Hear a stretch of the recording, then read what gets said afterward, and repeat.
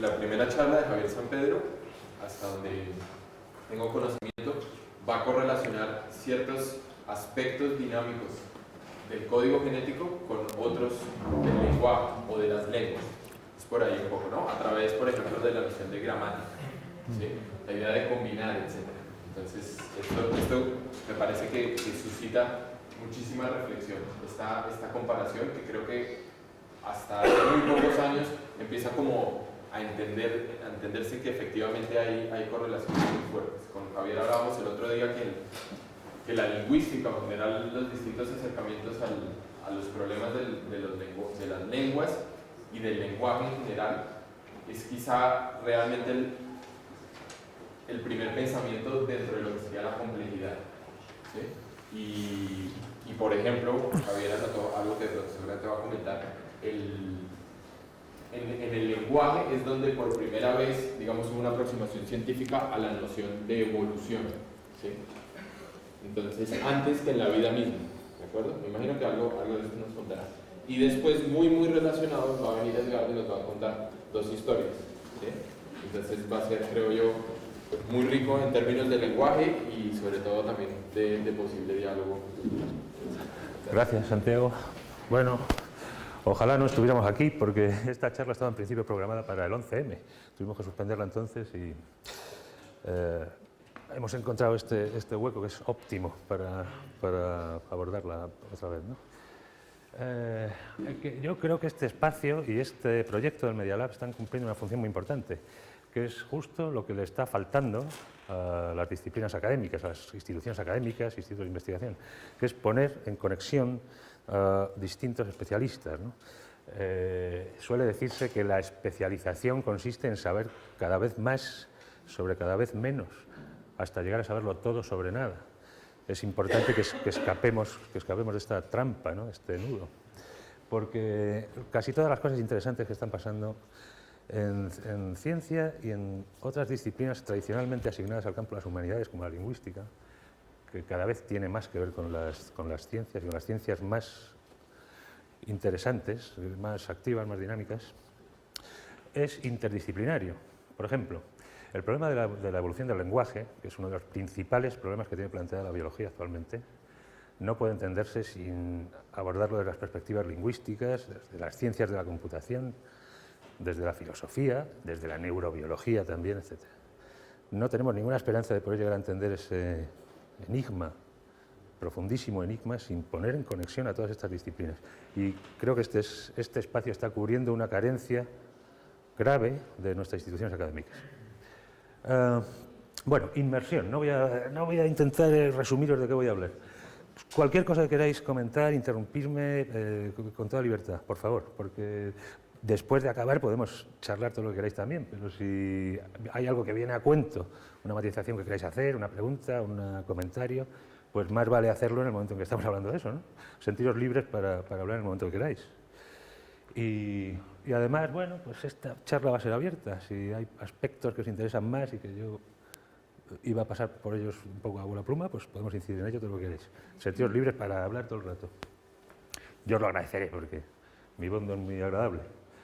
Y venga, vamos a ello. Esto no necesita presentaciones, posiblemente sea uno de los iconos más célebres de la segunda mitad del siglo XX, la doble hélice del ADN. El año pasado celebramos el cincuentenario de su descubrimiento, ¿no? Justo el 28 de febrero de 1953, Francis Crick, uno de los mayores genios científicos de la historia, en mi opinión, el tiempo me dará la razón, entró en el pub de Eagle, que está debajo de su laboratorio, el laboratorio Cavendish de Cambridge, y anunció a la parroquia, estaba allí tomando sus pintas de cerveza el sábado por la mañana, que había descubierto, Jim Watson y él, habían descubierto el secreto de la vida. Crick eran voceras, era famoso por lo mucho que se oía su risa en el bar del Instituto de Investigación donde trabajaba. Y era propenso a este tipo de exageraciones. Sin embargo, por una vez, Crick no estaba exagerando. Watson y él habían descubierto el secreto de la vida. Por dos razones. Aquí tenemos la doble hélice. Lo que nos interesa no es que esto sea una doble hélice, sino lo que está dentro de estas dos bandas que forman la doble hélice, ¿no? que vamos a... Estamos muy cerca del tamaño atómico. Por haceros una idea, si un vértice de este pentágono es un átomo de carbono. O sea que estamos muy cerca del tamaño atómico, es en la escala del nanómetro, ¿no? La primera razón por la que la doble hélice es el secreto de la vida es esta. Esto fue lo que acababa de descubrir Watson aquel 28 de febrero del 53, que de las 4 letras, estos compuestos químicos simples, de los que ya se sabía que estaba hecho el ADN, hay 2 tipos de apareamientos posibles. Los C significa citosina, G, guanina, no importa. Son letras a todos los efectos. Insisto en que estamos muy cerca del tamaño atómico y en que cada uno de estos vértices que están representados aquí muy esquemáticamente son un átomo de carbono u otro tipo de átomo, ¿no? Solo pueden formar 2 apareamientos posibles, Cs con Gs, As con Ts. Este es el secreto de la vida, porque si veis, esta línea lo que representa es una de esas hélices, la otra es la otra hélice, están imbricadas, da igual que sea una hélice, estirarlas, y los demás así, ¿no? Si yo separo esta escalera de peldaños por aquí, cada una de estas bandas puede reproducir a la opuesta, puesto que solo puede aparearse con la letra opuesta. De manera que donde antes había un objeto, ahora tenemos 2 objetos idénticos. Esta es la base de la reproducción, es la razón por la que los genes pueden sacar copias de sí mismos, por lo que los virus son infectivos o las bacterias son infecciosas, por lo que las células pueden replicarse y generar a partir de un óvulo fecundado un cuerpo humano entero, con el objeto más prodigioso del que tenemos noticia, el cerebro humano, y por lo que los seres humanos podemos reproducirnos. Estos apareamientos de bases, es la base de todo esto. Por increíble que parezca, es algo tan simple que casi no se lo pudieron creer en la época. Es algo tan simple que puede explicar una realidad tan compleja y tan trascendente como la biología, la totalidad de la biología del planeta Tierra. Pero es así. Ahora, este es el secreto para sacar copias. Sacar copias no basta. Sacar copias de una tontería no sirve más que para reproducir tonterías, como todos sabemos, por desgracia, mirando la tele cada día, ¿no? Aquí tiene que haber información, no basta con que esto saque copias, ¿no? Además, una de estas bandas tiene que saber reproducir un ser vivo completo. La única diferencia entre un óvulo fecundado de una vaca y un óvulo fecundado humano son idénticos en todo. La única diferencia es estas letras. Algunas están en distinto orden y eso es lo que diferencia a un humano de una vaca o de una bacteria. ¿Dónde está contenida la información aquí? Bien. Os dije antes que para entender la doble hélice primero hay que olvidarse de que es una hélice, y después hay que olvidarse de que es doble. Aquí tenemos representadas ambas cosas, ¿no? Está la doble hélice. Primero las tiramos para que las hélices no nos impidan ver la información y después las separamos, ¿no? La vaca y el humano pues están hechos de 30.000 genes cada uno y todos los genes son iguales en todo lo que acabamos de ver. Tienen sus apareamientos de bases, tal. La única diferencia entre 2 genes distintos es el orden de las letras en cualquiera de estas bandas, ¿no? A, C, G, T. Por lo tanto, si un gen contiene información, si 2 genes son distintos, es decir, contienen información distinta, razonaron Watson y Crick ya hace 51 años, la información tiene que estar contenida en el orden de las letras. Es una idea que no se aceptó en el tiempo, ¿eh? Era una idea increíble, parece el sueño de informático, ¿no? Una cinta que se va leyendo el orden de las letras, parece un texto, como un texto literario, lo que distingue Guerra y Paz de la última novela de Ana Rosa Quintana y su ordenador es el orden de las letras en el texto, ¿no? Pues aquí ocurre exactamente igual. El ADN es un texto, exactamente un texto. Y cuando hablamos de código genético no estamos haciendo ninguna metáfora. Estamos hablando de un código que es idéntico al código lingüístico que usamos para comunicarnos, o al lenguaje de la música, que podemos escuchar ahí en esa instalación, en esa aplicación.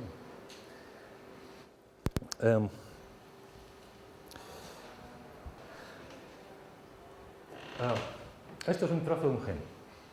Se llama FOXP2. Debe ser un gen muy importante porque los seres humanos que lo tienen alterado pierden la capacidad del habla.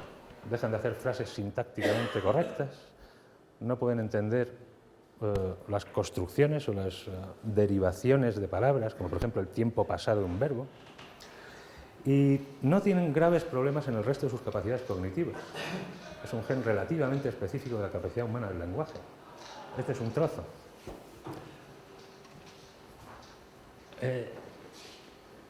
¿Cómo una ristra de letras de este tipo puede dar lugar a la capacidad humana del lenguaje?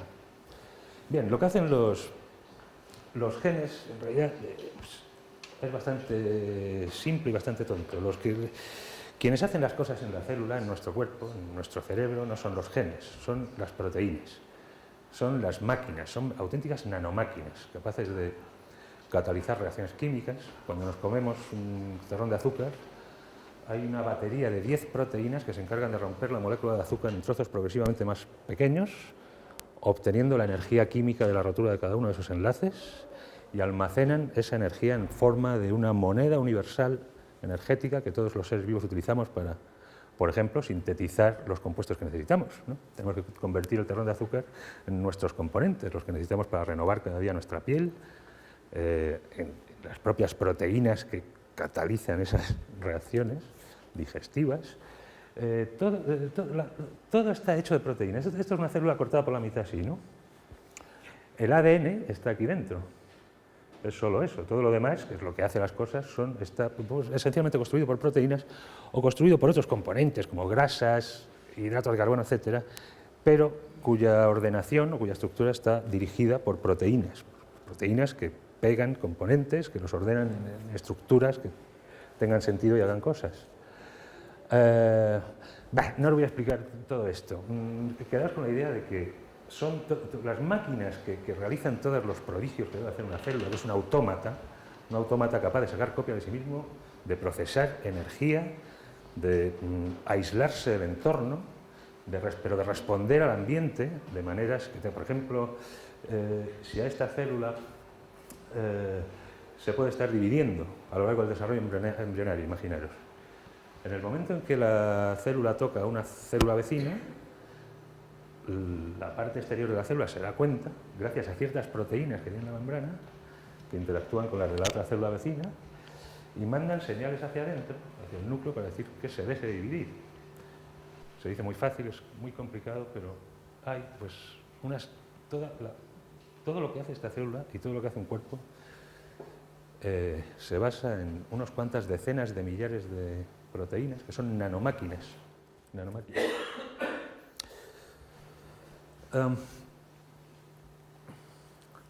Aquí hay unos cuantos ejemplos de proteínas.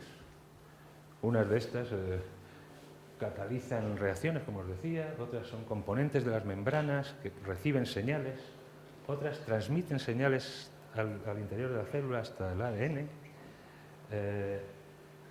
pero la variedad de formas que pueden alcanzar es increíble.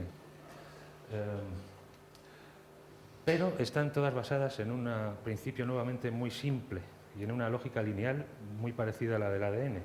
Si veis estos, veis por ejemplo que esta proteína está hecha de como unos muelles, ¿no? Se llaman hélices alfa. Si estiráramos toda esta proteína así, lo que nos queda es una línea, un rosario, o un collar.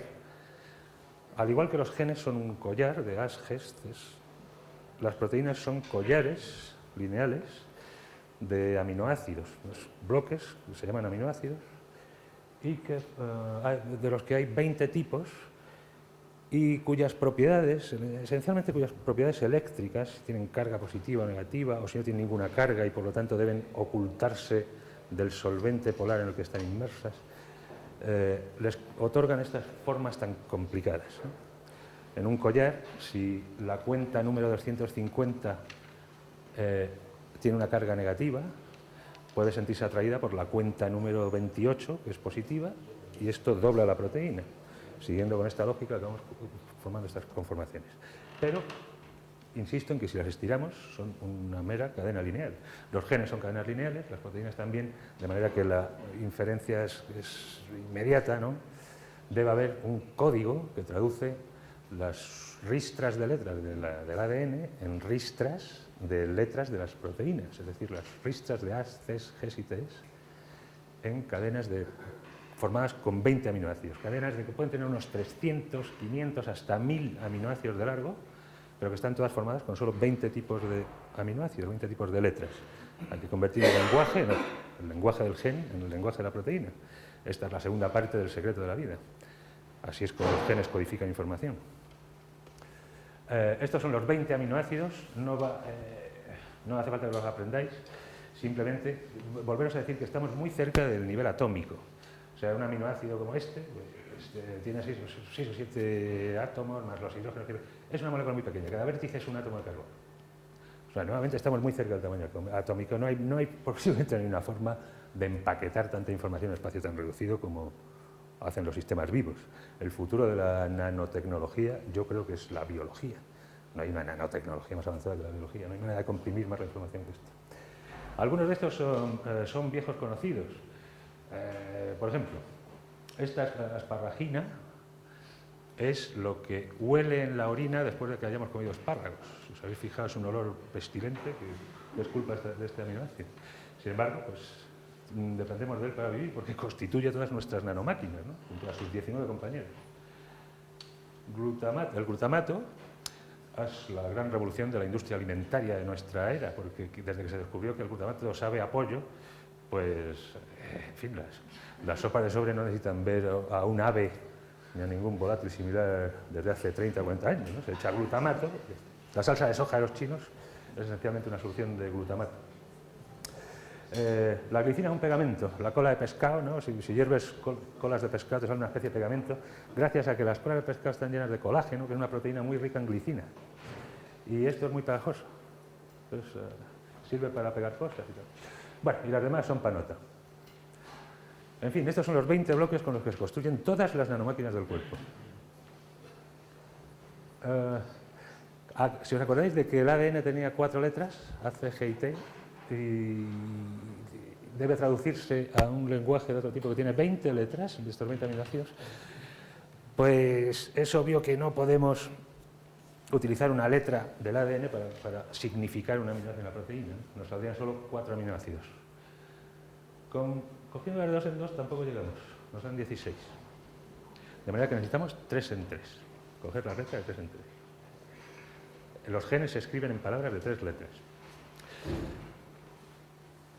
Hay varias formas de hacer un código de 3 letras. Este sería uno. Fue el primero que se le ocurrió a ningún científico, no fue a un biólogo, fue a un físico, George Gamow. Semanas después de que Watson y Crick publicaran su doble hélice de ADN, George Gamow, el físico, fue el inventor del Big Bang.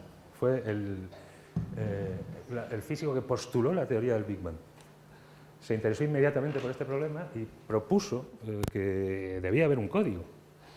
Fue la primera persona en proponer que el problema de la biología debía ser un problema de un código, ¿no?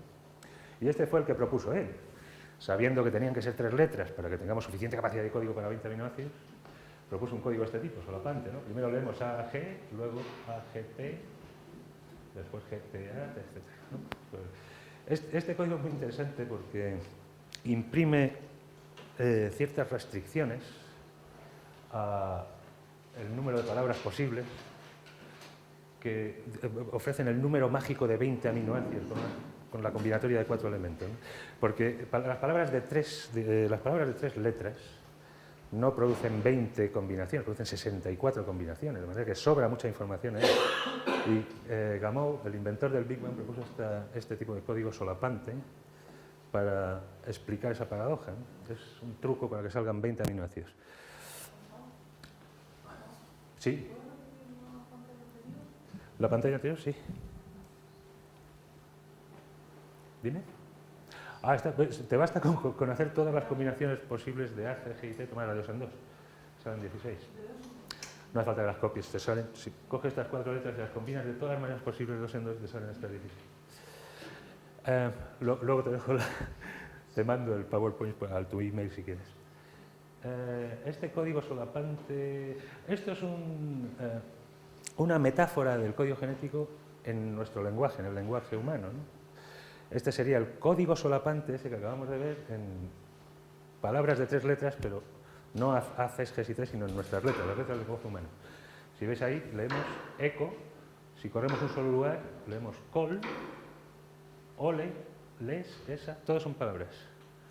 No es fácil hacer esto, pero es posible, ¿no? Esta es la primera idea del código de Tenía Gamow. Sal, ala, lar, ron, etc. Ato, tos. Este es el código de Gamow. Los genes no funcionan así, finalmente.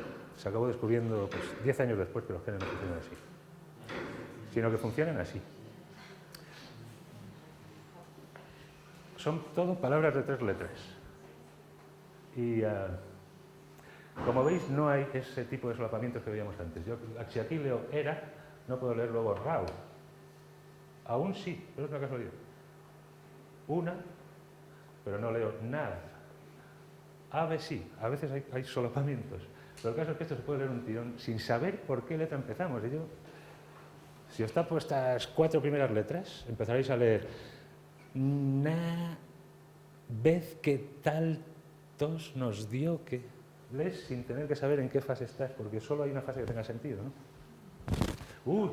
Uy, me he enganchado con la... Creí que hacía viento.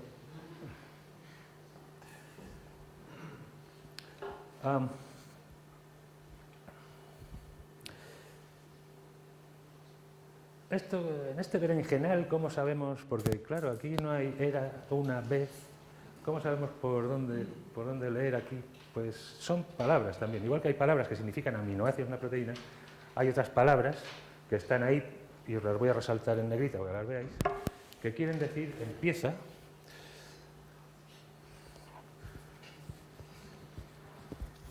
Esto quiere decir empieza a leer, ¿no? Además significa el aminoácido metionina, por eso todas las proteínas empiezan con el aminoácido metionina. Pero quiere decir empieza a leer. Y define la pauta. Si he leído ATG, ya no puedo leer TGC, tengo que leer CAT, ATC, etc. Es el sistema que utiliza la célula para saber dónde tiene que empezar a leer el gen. Pero también hay otras 2 cosas muy importantes que están escritas ahí, en las otras negritas. Una es que un gen es solo una posibilidad. El gen está ahí. Todas nuestras células tienen los 30.000 genes humanos. ¿Qué distingue una neurona de un glóbulo blanco de la sangre? Si tienen los mismos genes, lo que los distingue es que algunos genes están activos y otros no. ¿Cómo sabe la célula qué genes debe activar? Pues gracias a otras palabras. Estas ya no son de 3 letras, pero son también palabras de ADN, ¿no? Esta secuencia quiere decir que en ciertas condiciones del entorno, ciertas condiciones ambientales del entorno donde está la célula, este gen se va a expresar, porque aquí se va a pegar una nanomáquina, una proteína, que le dice a este gen que empieza a activarse.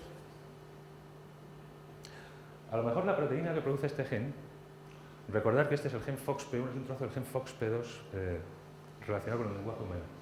La proteína que dice este gen posiblemente puede activar a otros genes.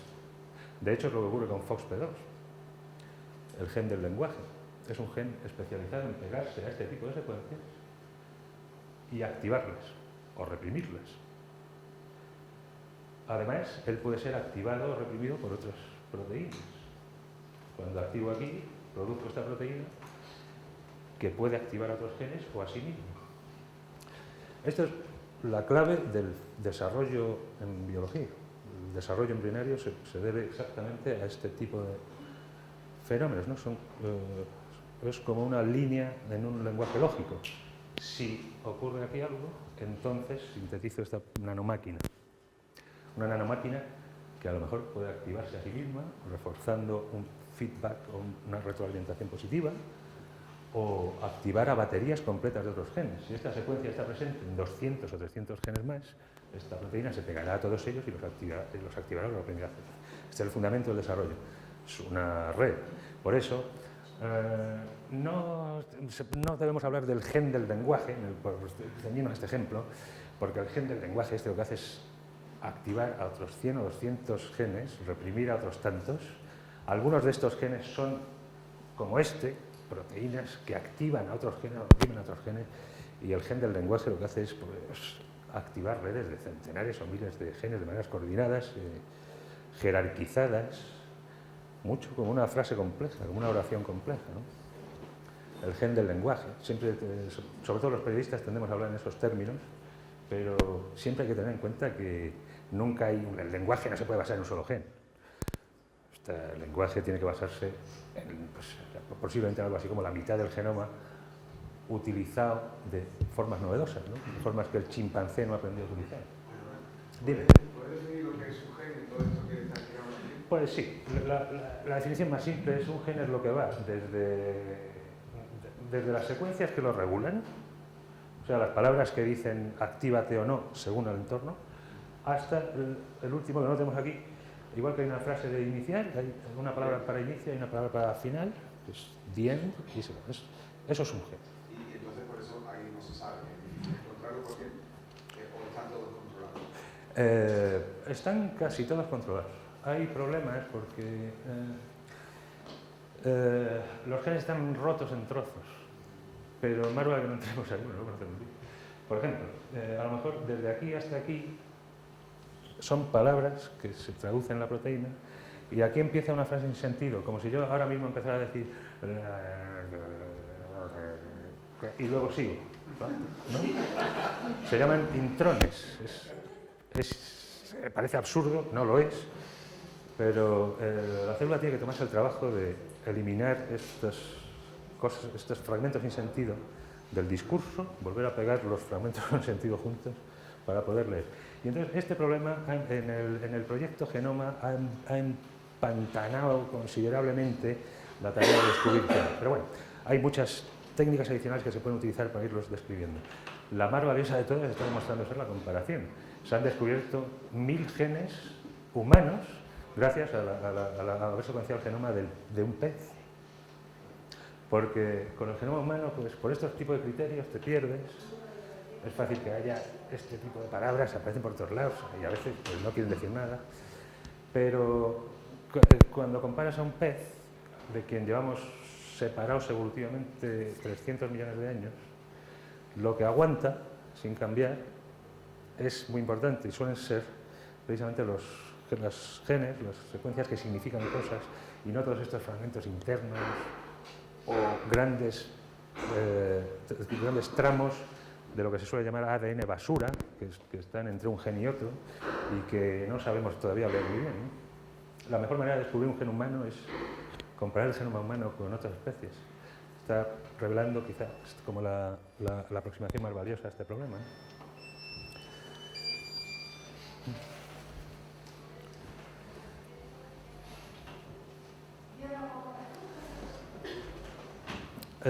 Los que tenéis pelos como yo, pues os habréis dado cuenta de que los pelos están bastante bien espaciados, con una regularidad bastante considerable y con una polaridad bastante definida. En este lado de la mano van para acá, aquí hay una inversión de polaridad, empiezan a ir para allá. Y, en fin, nunca veis ahí. La densidad de pelos, si la veis, es muy, muy irregular. Seguramente cabría pensar cómo hace un epitelio, es decir, un grupo de células, una lámina bidimensional de células idénticas. Todos nuestros tejidos vienen de una sola célula, ¿no? Y las células, como hemos visto, lo que saben hacer es sacar copias de sí mismas. Entonces, durante el desarrollo embrionario lo que generamos es muchas células iguales. Pero luego unas tienen que hacer un pelo y las de al lado no, por eso los pelos están espaciados. Quien dice un pelo dice una neurona. Las neuronas, en un epitelio, es decir, en una capa bidimensional de células, surgen a espacios regulares, como estos morados que veis aquí. Seguramente esto implica un programa de desarrollo muy rígido, donde una célula se divide en dos y una de ellas hace un pelo y la otra no. La primera deja de dividir. No es así. El desarrollo embrionario en general, no solo el humano, de cualquier animal, se basa primero en lo que os digo, generar copias, muchas células, epitelios. Y después, el tipo de sistemas que operan no son un programa rígido. Porque si a una célula que va a hacer un pelo me la cargo con cualquier método físico, con un rayo láser, por ejemplo, el pelo no se pierde. Si vemos el final de ese proceso, el pelo está allí, a pesar de que yo me he cargado la célula que iba a hacer el pelo. Y la razón es que el desarrollo es un sistema muy flexible y muy regulado. De manera que todas estas células pueden ser capaces de hacer un pelo. Normalmente salta una e inhibe a las de al lado. Si me la cargo, la inhibición se pierde y sale un pelo de otra. Pero en cuanto esta se compromete a hacer un pelo, inhibe a las de al lado. Siempre hay un pelo. Aunque yo le dé un hachazo a esto, unas dosis de radiación letales, el pelo va a salir de ahí. Y no es porque el programa genético sea rígido, entonces no sabíamos cargar el pelo. Todo el desarrollo está lleno de este tipo de fenómenos de regulación. Un sistema flexible que es capaz de tamponar las variaciones del entorno de una manera muy inteligente. Lo que veíamos antes de esas secuencias que dicen un gen tiene que activarse no está íntimamente relacionado con este fenómeno, como podéis figurar, porque el gen que le dice a la célula haz un pelo se va a activar o se va a quedar callado según las señales que reciba de su entorno. Si al lado de esa célula hay una célula que ya está haciendo el pelo, ese gen se va a reprimir. Y si no lo hay, se va a activar.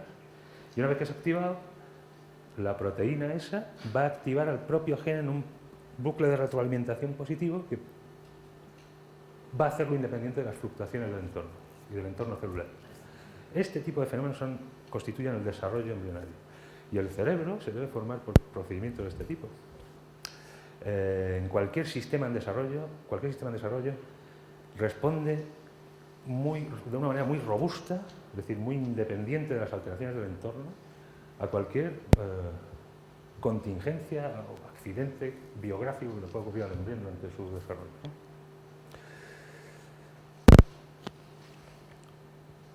Esto es una ala de mosca. Está llena de estructuras muy especializadas, ¿no? Entonces, tenéis estas venas que tienen algunos mecanismos, mecanosensores. En el borde veis que hay otro tipo de estructuras distintas, no estamos entrando en ellos. Todos estos pelos que cubren el ala, si los veis bien, están organizados en una polaridad estricta. Y sin embargo, este tipo de estructuras complejas se desarrollan a partir de principios muy simples, que parecen casi de una simplicidad matemática elegante.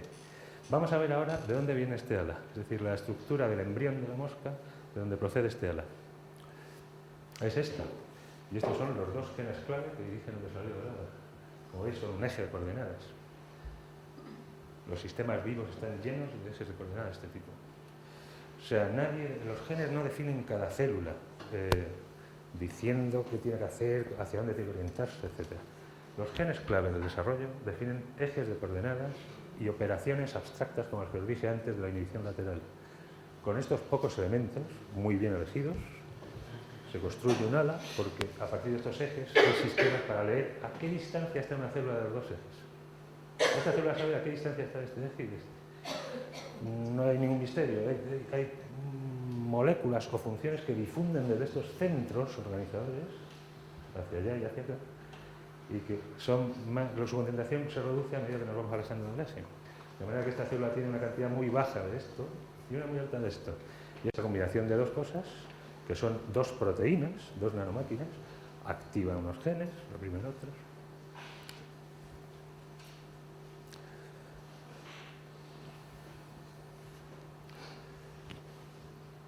Aquí hay varios insectos. Los insectos son organismos segmentados. Utilizan un tercer truco para generar sus cuerpos. Si tienes que hacer un cuerpo de este tamaño, posiblemente no interesa inventarse una estrategia genética nueva para cada parte, ¿no? Primero empieza por hacer 10 o 15 repeticiones de lo mismo, y luego búscate una forma de que cada segmento, cada repetición, haga cosas distintas, como un ala de este tipo, o un trozo de abdomen, o un trozo de cabeza. Así es como se organiza el cuerpo de los insectos, ¿no? Es un sistema muy económico, de nuevo. Como veis, una de las grandes sorpresas de estos últimos años fue que los humanos solo tuviéramos 30.000 genes, porque tenemos menos que una cebolla, como se dijo, es cierto, una cebolla tiene más genes que nosotros.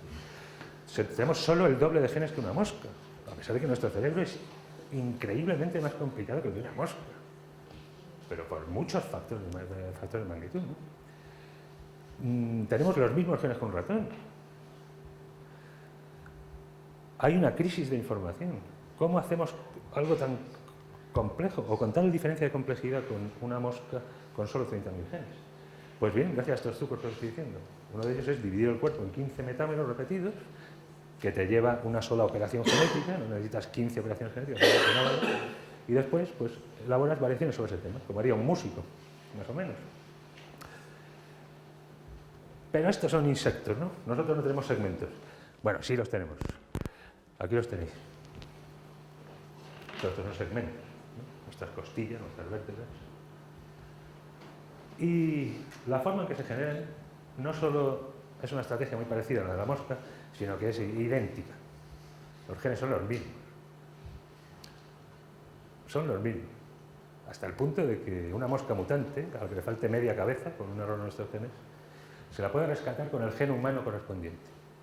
No para hacer media cabeza humana, hace media cabeza de mosca. Los genes son los mismos. Regulan a baterías de genes que saben hacer una cabeza de mosca o una cabeza humana.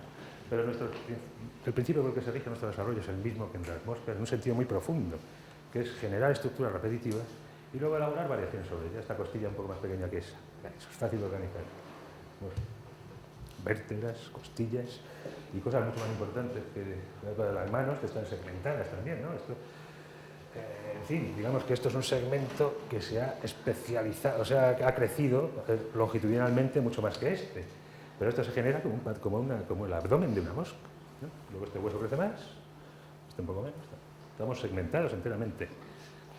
Nuestro cerebro está segmentado también. El cerebro es un conjunto de procesadores especializados en procesar el lenguaje, la información visual, la motivación, el análisis racional de problemas, está en distintas zonas del cerebro. No es que el lenguaje esté aquí. El lenguaje está más o menos en todos lados, porque cuando yo digo ordenador, la imagen de este ordenador está activándose en las áreas visuales de mi cerebro. Y que yo entienda el significado de la palabra ordenador implica las áreas visuales, implica las auditivas y 100 más. Pero digamos que sin esto no hay lenguaje, ¿no? El lenguaje es una función muy compleja hecha de subrutinas, de módulos independientes. El cerebro está enteramente hecho de módulos independientes. El cerebro es algo así como 1 millón de procesadores trabajando en paralelo, masivamente paralelo. Mientras uno está analizando la información visual, otro está analizando la auditiva, otro está recordando situaciones parecidas en que se dio ese caso. Y podemos salir corriendo antes incluso de haber analizado racionalmente una situación, ¿no? Todos lo sabemos. Si ahora mismo se cae aquí una piedra, yo estaré en ese lado de la habitación mucho antes de haberla visto, conscientemente, ¿no? Y los genes que dirigen el desarrollo del cerebro vuelven a ser otra vez los mismos. No hay nada especial en el cerebro en cuanto a sus estrategias de desarrollo, genéticas de desarrollo, ¿no? Son otra vez los mismos genes que hacen el abdomen de la mosca y nuestras vértebras y columnas. Son genes que dividen los epitelios, es decir, estas capas bidimensionales de células, en metámeros, en unidades repetitivas, en segmentos, y que después se encargan en elaborar variaciones sobre el tema en cada segmento.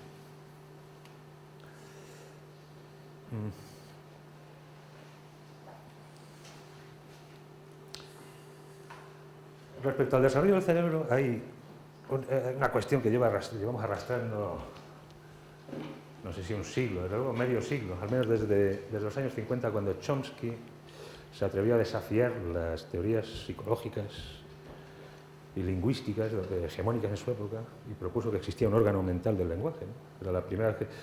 Porque digamos que la tesis oficial, y que lo sigue siendo hasta cierto punto, es que el cerebro nace como una tabla rasa y que absorbe la complejidad del entorno. El mayor exponente de la psicología conductista o behaviorista, Skinner, B.F. Skinner o Burrus Skinner, dijo, es famoso por haber dicho: dadme un niño recién nacido y os lo convertiré en lo que queráis, un genio de la matemática o un delincuente. Esto no es cierto. El cerebro está lleno de muchísima estructura innata. Y desde Chomsky pues, no han ido más que... se han ido acumulando los datos y la conclusión es inescapable. O sea, no hay mucho que discutir en este terreno ahora. El cerebro está lleno de muchísima estructura innata. Por eso cualquier niño humano sabe aprender a hablar y ningún chimpancé sabe aprender a hablar.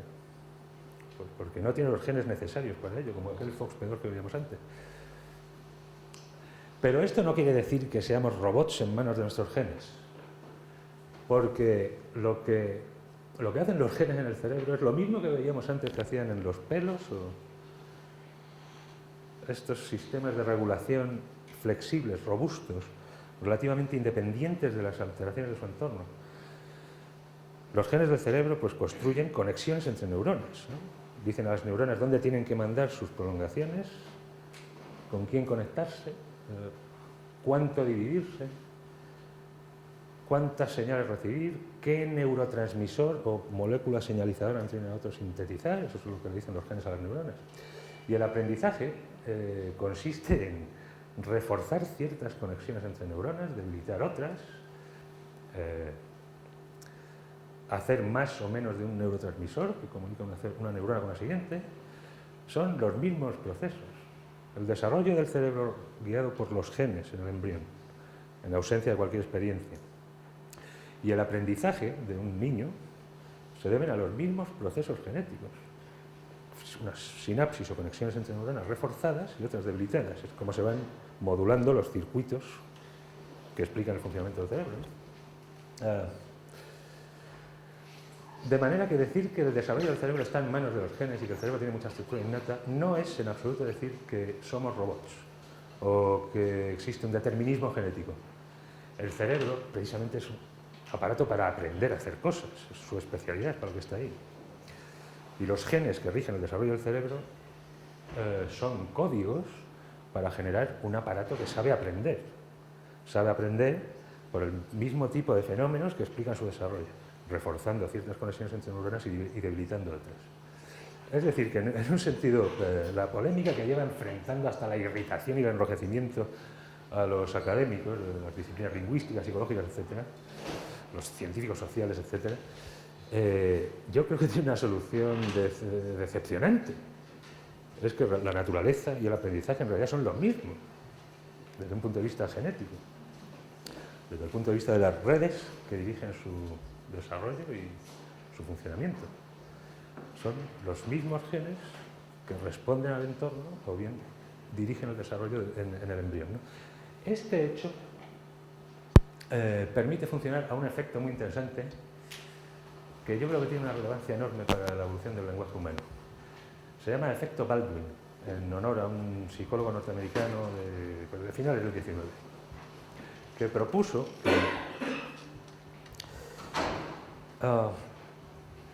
que lo que un ser vivo es capaz de aprender a lo largo de su vida acaba unas generaciones después, quizá muchas generaciones después, convirtiéndose en un órgano cerebral innato.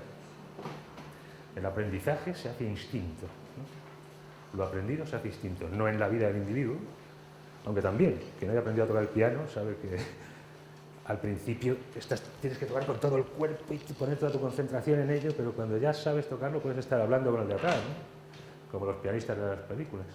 Se ha vuelto automático, ¿no? Pues esto mismo ocurre a lo largo de la evolución. Lo que eres capaz de aprender se acaba convirtiendo en un instinto. La razón es la que os acabo de decir antes, que es que los procesos genéticos que justifican el aprendizaje o que explican el aprendizaje son los mismos que explican el desarrollo del cerebro en el embrión. Y si imaginemos, por ejemplo, yo publiqué una analogía en un libro hace un par de años que, bueno, no está mal. Imaginemos conducir o tocar una batería. ¿Sí? Conducir o tocar la batería requiere un tipo de coordinación entre los dos brazos y las dos piernas, que es, bueno, pues tiene cierta complicación. Y sin duda, la variación genética natural en la población humana pues producirá individuos que tienen mayor o menor facilidad para este tipo de cosas, ¿no? No todo el mundo vale igual para conducir ni para tocar la batería. Lo que ocurre es que antes de que se inventen las baterías y los coches, la selección natural no tiene contra qué medir estas diferencias de aptitud entre seres humanos.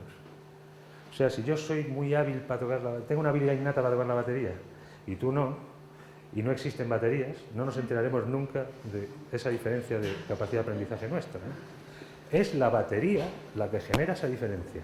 Y ahora, si tocar la batería fuera un elemento clave de la supervivencia, que me iba a llevar a mí a vivir muchos más años que tú y a reproducirme mucho más, la predicción es que tú y tus herederos desapareceríais del mapa, ¿no? Esto es el darwinismo, no es más. Desapareceríais del mapa en 100 o 200 años y nos quedaríamos los bateristas, es decir, los que tenemos un órgano mental innato para tocar la batería, para aprender a tocar la batería. Esto es el efecto Baldwin. Cuando algo se puede aprender, por una condición del entorno, como que existan las baterías, acaba apareciendo un órgano mental innato que facilita enormemente. Nadie nace sabiendo tocar la batería, pero puede facilitar mucho el aprendizaje del instrumento.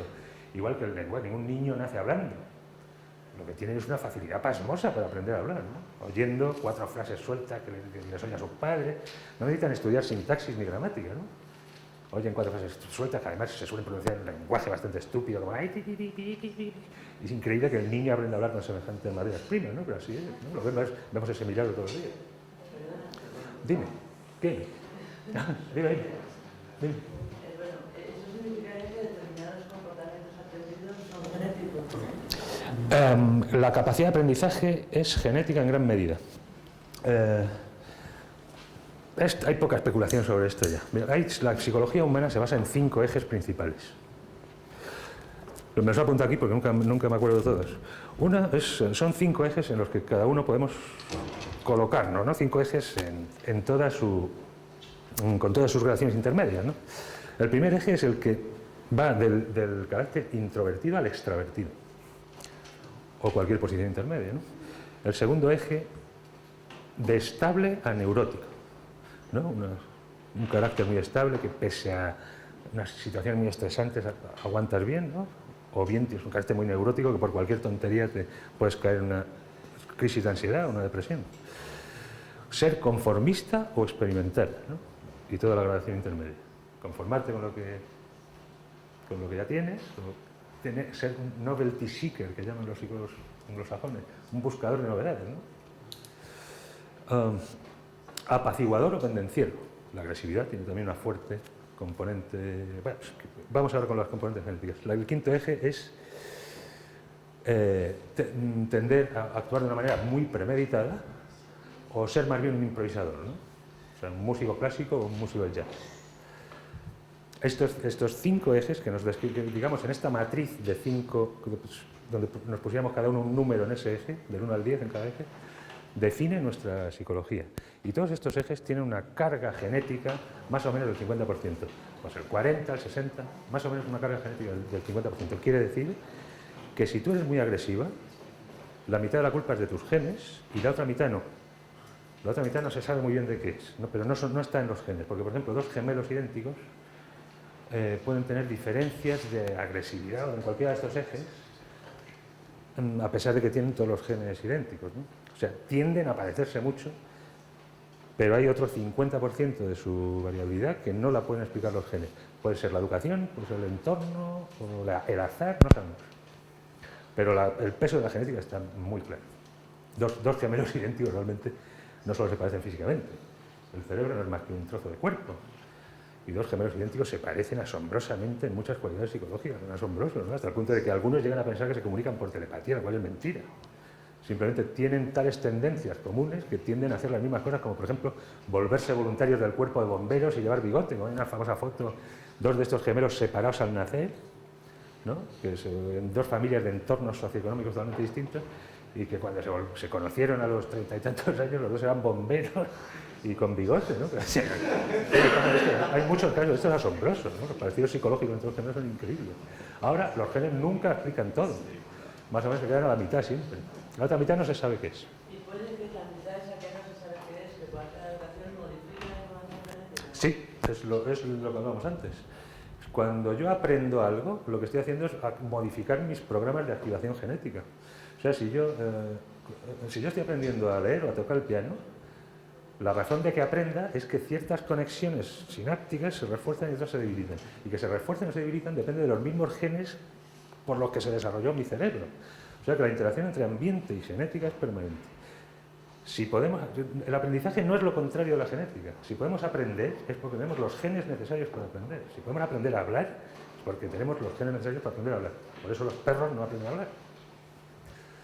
Los pájaros, sin embargo, los pájaros que cantan tienen ciertas similitudes con nuestro lenguaje. Esas canciones de los pájaros se pueden descomponer en módulos y organizar jerárquicamente un poco como un árbol sintáctico. Ellos sí tienen los genes para hacer estas estructuras sintácticas. Un chimpancé no. Un chimpancé puede aprender algunos símbolos. Hay algún chimpancé que ha aprendido hasta 200 símbolos. O sea, que un círculo rojo significa manzana o lo que sea. Pero no son capaces de construir frases ni de poner estos símbolos en una interacción sintáctica que lleve a cada elemento de la oración a relacionarse con todos los demás simultáneamente, ¿no? O sea, en una frase larga yo puedo poner el verbo aquí, meter 7 cláusulas subordinadas dentro y tú te quedas esperando a que yo pronuncie el participio antes de dar la frase por cerrada, ¿no? Los chimpancés no pueden hacer eso. Les falta un analizador sintáctico para eso. Eso está en los genes. Ahora, que el aprendizaje y los genes, la interacción es permanente entre el aprendizaje y los genes, ¿no? Lo que hace el aprendizaje es activar programas genéticos. Sí. O sea, a ver si he entendido. Los genes dan lugar a proteínas, ¿cierto? Sí. Todos tenemos la misma cantidad de proteínas, bueno, el mismo tipo de proteínas. Sí, son las mismas, aunque hay variaciones, ¿no? Entonces, la diferencia genética es en la variación de concentración de esas proteínas. ¿Eso es lo que da la variación genética entre bueno, no solo, ese es un elemento muy importante, pero hay otras cosas que se basan en errores de replicación. El sistema de replicación de genes es muy preciso y tiene muchos backups, mecanismos de seguridad, pero no es perfecto. Comete un error más o menos, 10 a la menos 7 errores por nucleótido y generación. Es una precisión muy alta, pero no es perfecta, y a lo largo de las generaciones se van acumulando muchas alteraciones en estos textos. Algunas son mortales de necesidad. Imagínate que aquí dices empieza y cambias esta letra y ahí no empieza. Pero bueno, eso se moriría en fase embrionaria, ¿no? O peor aún, que hay una palabra, como os decía, que esta, TA, significa para. Si aquí esta T la cambio por una A, me sale un para aquí. Una proteína que debía ser así, se queda ahí truncada y no vale para nada. O hace una cosa rara. Estas cosas están ocurriendo continuamente, ¿no? De hecho, estas mutaciones puntuales, que se llaman estos cambios de letra o erratas en el ADN, han sido siempre el modelo favorito de los evolucionistas o de los darwinistas, ¿no? Porque el darwinismo, no necesito recordaros que consiste en seleccionar de la variación cuantitativa normal que hay en cualquier población, entre nosotros, pues Darwin propuso que existe un proceso de selección permanente, precisamente porque hay errores, no todos somos idénticos. Entonces, si uno de esos errores tiene un efecto notable, por ejemplo, para reducir mis posibilidades de sobrevivir o de reproducirme, pues en unas cuantas generaciones yo y mi estirpe desapareceremos. Y los que tienen alguna ventaja, por pequeñita que sea, pues acabarán imponiéndose en la población porque viven más y se reproducen más. Esto es el darwinismo estrictamente, ¿no? Claro, estos cambios de letras se adaptan maravillosamente a esta idea. Son cambios aleatorios, errores de copia, que por casualidad a veces hacen algo, aumentan un poquitín tu capacidad de supervivencia o ves un poco mejor, lo que sea. Y si te hacen pequeñas modificaciones de la proteína. Claro, si yo cambio esa C por una G, donde aquí había la asparragina, esa que huele al comer espárragos, pues se me convierte en un glutamato de los chinos. Y eso, puesto que los dos aminoácidos tienen propiedades distintas, físico-químicas, sobre todo eléctricas, pues puede alterar la conformación de la proteína de manera... ¿Y ese error se perpetúa? Sí, una vez que ha ocurrido en tu línea germinal. O sea, si un error como este lunar, que es una mutación genética inducida por el sol, mi hijo no se va a enterar, claro, está en mi piel. Pero si esa misma mutación ocurre en la línea germinal, en mis espermatozoides, pues la heredará mi hijo y toda su descendencia. Son errores que se perpetúan, esa es la base de la evolución. Lo que ocurre es que esta idea, que es muy importante, vamos, la selección natural existe y se basa en estas erratas del ADN, cada vez tenemos más evidencia, ¿no? Ahora que andamos comparando genomas de unas y otras especies, pues se van acumulando evidencias de este tipo. Uno de los últimos casos en salir fue un gen que tiene mucho que ver con el crecimiento asombroso de la capacidad cerebral en la especie humana. Se llama ASP, y sus mutaciones actuales en la especie humana provocan una condición, una malformación innata que se llama microcefalia, que reduce el tamaño del cerebro al de un australopiteco, de un chimpancé, ¿no? Y hay evidencias muy recientes de que este gen existe en todos los animales. Está en el chimpancé y estaría en el australopiteco, evidentemente. Pero hay evidencias de que ha acumulado ratas de letras que han permitido una ventaja a su portador y se han impuesto en la población exactamente como hubiera predicho Darwin. Es un poco complicado explicar por qué, porque es un poco complicado, no vamos a entrar en ello, luego hablamos de ello si quieres. Comparando estas secuencias entre un ser humano y varias especies de primates y otros mamíferos, se pueden alcanzar muchas deducciones sobre si los cambios han sido irrelevantes o neutros. Algo ha cambiado, no tiene mucho efecto en la función y no pasa nada, ¿no? Es un ruido que se va acumulando, por lo que os decía, que hay errores de copia continuamente, pues acumulan ruido. Pero hay los cambios que sí hacen algo, dejan unas huellas en la secuencia que pueden analizarse de una manera bastante directa. Entramos en ello si queréis luego, es que es un poco largo de explicar eso.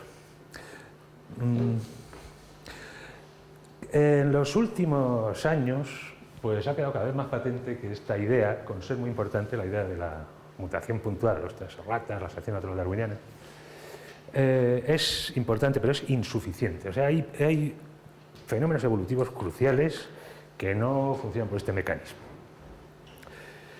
Y dejadme que os cite dos muy brevemente. Uno de ellos, muchos habéis oído hablar aquí de ellos, es la simbiosis. Voy a irme a aquella célula que teníamos aquí. Esta es la célula eucariota, se llama. Es la que nos constituye todo nuestro cuerpo. Y el de cualquier animal y el de cualquier planta. Entonces, estamos hechos de células eucariotas. Una neurona, pues es una célula eucariota. Es esto con unas prolongaciones de axones. Y una ameba, ¿no? Un protozoo de esos que están en los charcos sucios, pues es también lo mismo. Se parece mucho a una neurona, es que es prácticamente lo mismo, ¿no? Esta es posiblemente es la invención esencial de la historia de la vida en este planeta. Sin esto no habría ni plantas, ni animales, solo habría bacterias. Y de hecho, en la mitad de la historia de la Tierra lo único que hubo fueron bacterias, ¿no? La Tierra tiene 4.500 millones de años más o menos. Durante la mitad de su historia lo único que hubo fueron bacterias. Cuando apareció esta célula, es una innovación, es mucho más compleja que una bacteria, pues de algún modo debió permitir el desarrollo de todos estos organismos pluricelulares como nosotros. Por ejemplo, una neurona sería inconcebible sin esta célula, porque estas células tienen unos sistemas de andamiaje que se llaman microtúbulos, sin los cuales no sería posible emitir una prolongación que puede ser de 10 o 100 veces el diámetro de la célula, ¿no? Necesitas un sistema de andamiaje para hacer eso, ninguna bacteria lo tiene y esta célula puede hacerlo gracias a eso. Tienen también esto que se llaman mitocondrias, son una factoría energética, se encarga de procesar energía, convertirla en energía química.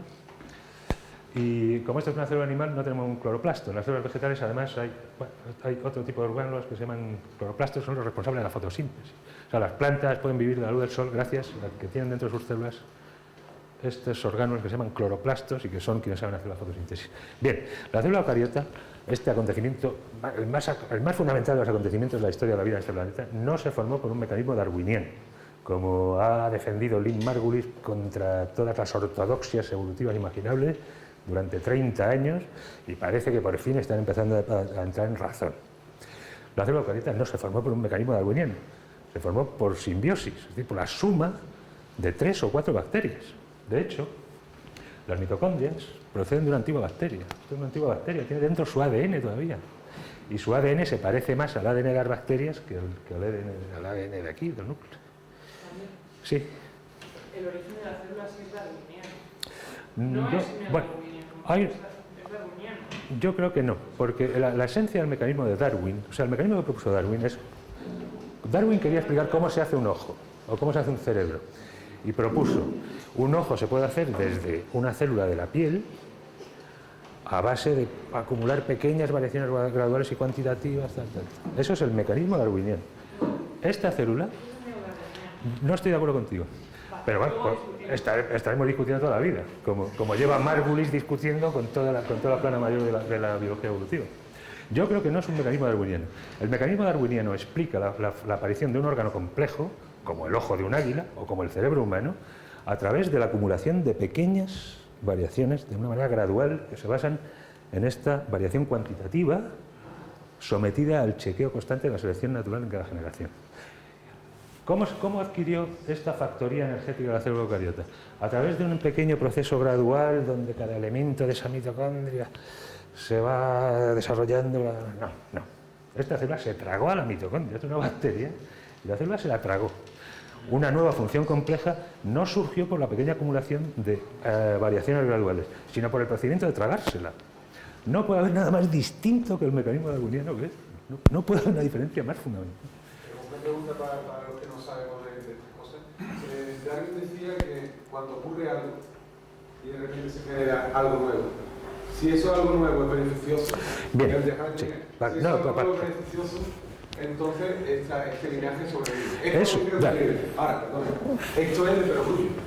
Exacto. Eso es lo que iba a decir. No hay ninguna información, porque además a posterior no te da capacidad de predicción científica. Tú lo puedes verlo. En este momento estás tunado, claro, porque es que tú has tenido que estar a sobrevivir mucho al pasado.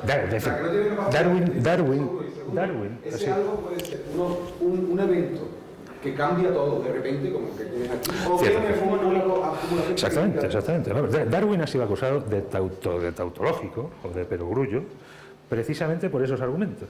Tú me dices, eso es darwinismo, puesto que esta célula adquirió esta función compleja por el mecanismo de comprarla, cuando ya estaba hecha y acabada. Y esto no es darwinismo, excepto en el sentido tautológico, en que todo lo que sobrevive, sobrevive. Claro. Una pregunta más para los dos, y también extensible un poquito a todo lo que yo he leído. Parece que a veces los biólogos se preocupan más por determinar qué es darwinista y qué no. Cierto, pero cierto, lo cual a los demás le importa un poco, ¿cierto? La epistemología, digamos, del darwinismo, lo que sí, se ha vuelto un tema de preocupación, como una bandera. Solo si la discusión trae un significado de cola, si tiene significado el término... ¿Qué sería darwinista? Que se acople a todo lo que digo Darwin, sabemos que no. Imposible. Pues si Darwin habló de genética, no sabía. Claro. No, bien. Todo un núcleo especial. Lynn Margulis propuso esto hace 30 y pico años, ¿no? Casi 40. Y la razón por la que esa hipótesis no se aceptó fue porque había prejuicios darwinistas contra ella. Y seguían diciendo que esto se había formado por la acumulación de bla, bla, y que si tenía ADN, ese ADN vendría del núcleo, se había... En fin, es una rémora, ¿no? El fundamentalismo darwinista ha sido una rémora para la biología en los últimos 40 años. Esa es mi opinión, pero bueno, ya sé que no os importa esto, porque no estáis en edad con el venir a con eso. Lo que sí nos interesaría es saber cómo funciona la evolución, ¿no? Y además de los mecanismos darwinistas, o que yo llamo aquí darwinistas, que no nos ocupamos de esta terminología, hay fenómenos simbióticos. Adquisición de módulos completos y acabados. Una función acabada, hemos hablado de la mitocondria, el cloroplasto es otro caso igual, ¿no? Este orgánulo, pequeña factoría que le permite a todas las plantas obtener energía a la luz del sol, es una bacteria también. Una antigua bacteria que se tragó una célula como esta y gracias a la cual existe la fotosíntesis en todas las plantas. Nuevamente no se desarrolló gradualmente paso a paso, sino que es una bacteria que se la tragó la célula. Una bacteria que ya sabía hacer la fotosíntesis desde 2.000 millones de años antes. Puede haber más, ¿no? Y hablaremos en este foro, o hablaréis en este foro más adelante de ello, ¿no? Margulis propuso más estructuras celulares que podían venir de antiguas bacterias. Y en particular, una flagelo o una prolongación móvil, ¿no? Como la cola de un espermatozoide, o los cilios que revisten nuestras vías respiratorias, que son los que hacen que tosamos cuando tragamos algo, ¿no? Son el mismo tipo de estructura siempre, una estructura alargada, llena de microtúbulos, en una organización muy estereotípica, muy típica, fija, y que además tiene mucho que ver con el mecanismo por el que se dividen las células, que también tiene mucho que ver con microtúbulos y con cromosomas que se mueven, ¿no? Esta es la parte de la teoría de Lynn Margulis que no está demostrada todavía, ¿no? Supondría supondría un salto cualitativo, yo creo, porque casi todo el mundo se ha quedado conforme con que aquí no hay más que gradualismo. Mitocondria, cloroplastia, no sé qué. Pero si las estructuras móviles, en particular el mecanismo de división celular, provienen de otra bacteria, yo creo que sería un salto conceptual enorme. Porque indicaría que el acontecimiento fundamental de la evolución del planeta Tierra no ha sido más que una suma de módulos preformados.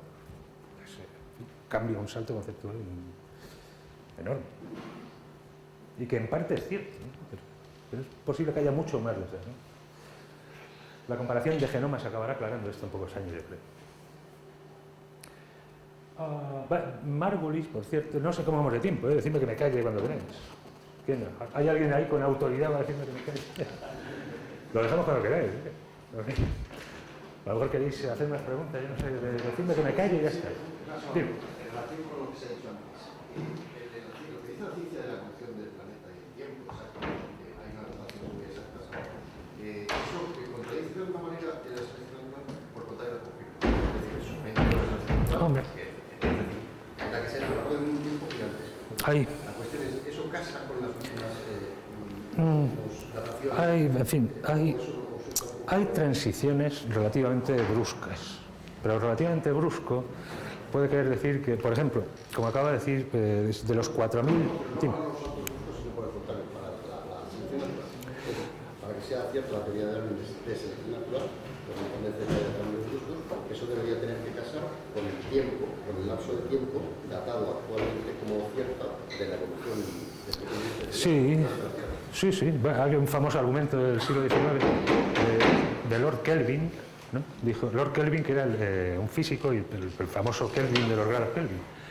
Era presidente de la Royal Society británica en tiempos de Darwin y calculó que la Tierra tenía, recuerdo si eran 40.000 años, ¿no? O una barbaridad semejante, ¿no? Tiene 4.000 millones. Pero era uno de los físicos más precisos de su tiempo. Y Darwin dijo, madre mía, me he equivocado. Y de hecho Darwin se pasó al lamarquismo por culpa de ese argumento de Kelvin. Y sabemos que Kelvin cometió un error garrafal y que realmente no hay ningún argumento temporal contra el darwinismo, o sea, hay tiempo de sobra. Lo que sí hay es transiciones, ¿no? Por ejemplo, la transición entre las bacterias y las eucariotas es relativamente brusca. Cuadra mal con un mecanismo gradual, ahora sabemos por qué, que no es un mecanismo gradual, ¿no? Hay otras transiciones bruscas, pero lo que se llama transición brusca en geología o en evolución puede muy bien ser decenas de miles o centenares de miles de años. Hay tiempo ahí para que opere los mecanismos darwinianos de sobra. Es verdad que uno esperaría de Darwin que los procesos fueran un poco más continuos, ¿no? De hecho, uno de los grandes debates evolutivos de la segunda mitad del siglo XX ha sido ¿no? Que si lo que esperas de Darwin es gradualismo y continuidad, el registro fósil no se aviene, como Darwin muy bien sabía, hay saltos. Pero bueno, los saltos, insisto en que los saltos en evolución son decenas o centenares de miles de años y hay tiempo para que opere la selección natural ahí. También puede haber otros procesos, como en este caso es claro, ¿no? Pero dicen que la célula se pega, la eucariota se pega a la mitocondria, un ejemplo muy gráfico. Tragársela también es una manera, supongo que había sido de manera muy gradual. No, es un instante, ¿no? Es un segundo. O sea, estas células saben tragar cosas, viven de eso. La incorporación genómica es lo que es más gradual. Eso sí, aquí esta bacteria tenía a lo mejor 3.000 genes, ¿no? Como tienen muchas bacterias, y ahora le quedan 50. Según en qué especie le quedan más o menos. Y muchos de esos genes pues, se han ido trasladando al núcleo. Eso sí ha sido un proceso muy lento, de hecho no ha acabado, ¿no? Los genes siguen saltando al núcleo. Eso sí ocurrió una vez, de repente. Entonces, este sistema que se forma, imagínate la primera bacteria que se traga a otra bacteria, se monta un nuevo sistema. Este sistema tiene que ser tal que en la vida, durante la vida de esas dos bacterias, tienen que encontrar la solución para poder reproducirse y generar otra cosa parecida. Entonces, la solución tiene que venir dada en tiempos muy pequeños, la solución de construir un sistema estable que se pueda reproducir con... Ten en cuenta que este tipo de cosas están ocurriendo continuamente. O sea, hoy mismo hay un gusano por ahí que es verde porque tiene bacterias fotosintéticas dentro, ¿no? O sea, está en el proceso, el gusano está en el proceso de convertirse en una planta. Lo puede hacer la fotosíntesis del gusano. No ha tenido que inventar el gusano la fotosíntesis por un lento y penoso mecanismo, simplemente es que se ha tragado una bacteria fotosintética. Casos de simbiosis de estos hay 1000, Margulis ha documentado miles, ¿no? Otra cosa es que Margulis cree que la simbiosis, este tipo de fenómenos, es la explicación de la evolución en su conjunto. Y yo creo que en eso se ha equivocado. Porque hoy sabemos, por ejemplo, que, como decía antes, el humano y el ratón tienen los mismos 30.000 genes. De manera que no, la evolución de un humano a partir de algo parecido a un ratón, si me admitís la licencia poética, ¿no? El humano no viene de un ratón, el humano y el ratón vienen de un ancestro común. Pero bueno, el ancestro común se parecería más a un ratón que a un humano, ¿no? La diferencia evolutiva entre un humano y un ratón no se puede explicar por la incorporación de módulos genéticos de cualquier tipo, porque los genes son los mismos.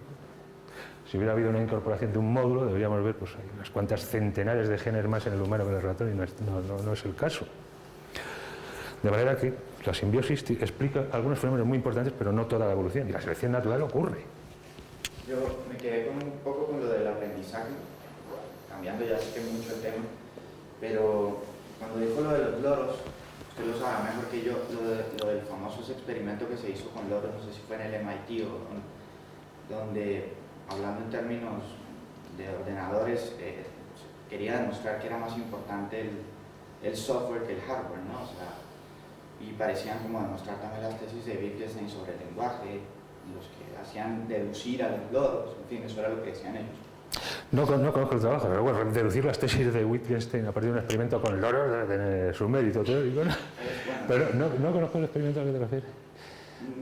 Se refiere al hardware cerebral y al software cerebral. Es un experimento en el que se quería demostrar que enseñándole el lenguaje a los loros, estos podrían hacer deducciones simples, como efectivamente lo lograron. Los loros hacían deducciones que ellos calculaban podía ser un niño de 2 o 3 años, cosas muy elementales, pero que parecía demostrar que efectivamente no era tan importante el soporte material como el software, ¿no? Bueno, el soporte material es importantísimo. ¿Qué es el software en el cerebro? No está muy claro, porque el software consiste en modificar físicamente las sinapsis, las conexiones entre neuronas. O sea, que la diferencia entre el hardware y el software en el cerebro está por definir, ¿no? Le pido que me disculpe No, por Dios, que me voy a disculpar. No, sí, me parece muy interesante lo que dices, es que no conozco el experimento. Mira, los animales hacen cosas asombrosas, ¿no? Se supone que no las hacen racionalmente, pero hay pájaros de estos migratorios que pasan sus primeras semanas de vida mirando al cielo desde el nido para ver cómo giran las constelaciones. Es lo que van a utilizar luego para migrar cuando necesiten de adultos. Para sus primeras semanas de vida, viendo dónde están las constelaciones, cómo se orientan respecto al norte, etc. Cosa que ningún niño humano sabría hacer. Nosotros sabríamos hacerlo si estudiáramos cómo hacerlo, ¿no? Y con un sextante. Ellos tienen un programa que les permite hacer eso. Es asombroso. Pero, claro, no tiene nada que ver con la razón ni con el raciocinio. Quizá el problema más gordo que nos queda por resolver es que es la consciencia, ¿no? Porque lo que nos distingue de un animal es sobre todo eso. Un poco traigo a colación lo de Wittgenstein por eso, ¿no? Porque digamos en el primer Wittgenstein, al menos, que es para eliminar toda suposición metafísica, lo que se hace es recurrir al lenguaje como incluso el lugar donde ocurre el pensamiento, ¿no? De hecho. Claro, todo lo que puede pensarse puede decirse, ¿no? Es lo que vino a sostener. Y pues seguramente es cierto, ¿no? Tiene relación con el ordenador universal de Turing también, ¿no? Cualquier ordenador puede correr cualquier programa, ¿no? Pero lo del software, no, el hardware y el software en el cerebro es... Sí, te lo agradezco. Te lo agradezco mucho. Dime. Tiene que ver más con el aspecto que usted mencionó de aprendizaje del lenguaje, o sea, digamos, como un niño tiene una capacidad eventualmente a partir de unos signos básicos de la realidad, digamos, de entender y practicar un lenguaje. ¿Podría explicar eso mejor en términos genéticos de qué factores? No, lo ignoramos absolutamente. Las evidencias de que hay un órgano innato del lenguaje son lingüísticas, ¿no? Fue el gran genio de Chomsky el que, a partir de los mismos argumentos gramaticales y sintácticos que llevaba todo el mundo utilizando siglos, tuvo el genio de poder deducir que que había estructuras innatas, porque sus argumentos eran gramaticales, ¿no? Hay transformación, o sea, si las frases que pronunciamos son la transformación de una estructura profunda, mucho más ligada a nuestro aparato conceptual, ¿no? Un lenguaje mucho más básico y más pegado al mapa de conceptos, como esto que vemos aquí. Vino a deducir que las transformaciones que transforman la estructura profunda en la frase pronunciada son las mismas en todos los lenguajes humanos y que ningún niño las puede aprender, porque son de un grado de abstracción que es imposible que un niño de 3 años pueda aprenderlo, ¿eh? De hecho, aprendemos a hablar sin saber nada de eso, pero que el transporte de la negación de la cláusula subordinada a la principal vaya asociado a un cambio en la forma subjuntiva del verbo, evidentemente, cuando un niño dice no quiero que vengas, no sabe nada de transformaciones chomskianas ni de gramática generativa, ¿no? Está utilizando esas transformaciones de manera automática. Es el argumento de Chomsky por el órgano innato. Y en el sentido en que se habla de un órgano del lenguaje es en un sentido abstracto. Sí, el órgano del lenguaje, como me dijo Steven Pinker una vez, puede ser, si el lenguaje es un órgano, dijo, puede ser un órgano como el sistema inmune, que no está en ningún lado del cuerpo, sino circulando por la sangre, y está repartido por todos los órganos. Es un sistema de comunicación entre células lejanas. El órgano del lenguaje, con toda seguridad, no será ese famoso área de Broca que está aquí, ¿no? El órgano del lenguaje implica prácticamente a todo el córtex cerebral, ¿no? Es un sistema para organizar la información del córtex de maneras creativas, de maneras que pueden expresar cualquier idea, gracias a que es un sistema que aprovecha la explosión combinatoria en cada nivel jerárquico. La E con la S es, estar, estatuere, es la palabra latina de la que viene constitución, constitucional, inconstitucional, inconstitucionalidad. El gobierno emite una cosa, el Parlamento dice que si el gobierno emite una cosa, la explosión combinatoria en cada nivel jerárquico. Cómo funciona el genoma también, el lenguaje. Y la pérdida con el crecimiento de sí, la capacidad de aprender. Es un hecho, ¿no? Es otro argumento fortísimo en favor de un órgano innato, porque un niño aprende durante la ventana que aprende, ¿no? 6, 7 años, a los 10 años se te acaba la ventana esa de plasticidad sináptica o de conexiones neuronales y ya pues tienes que aprender el lenguaje como aprendemos a leer. No tenemos ningún órgano mental para aprender a leer. La lectura es una invención tan reciente que nuestra biología no se ha enterado. Tenemos que aprender a leer a base de la E con la S y a base de esfuerzo simple. Muy distinto a aprender a hablar, ¿no? Que aprendes sin esfuerzo en esa ventana de edad, claro. A mi edad aprender chino sería un tormento. Claro. ¿Pero se debe a degeneración? No, a pérdida de plasticidad. Es lo que os decía antes, que el aprendizaje es un fenómeno de plasticidad neuronal, es decir, de capacidad para reforzar ciertas conexiones y debilitar otras, que se debe a los programas genéticos que permiten hacer eso.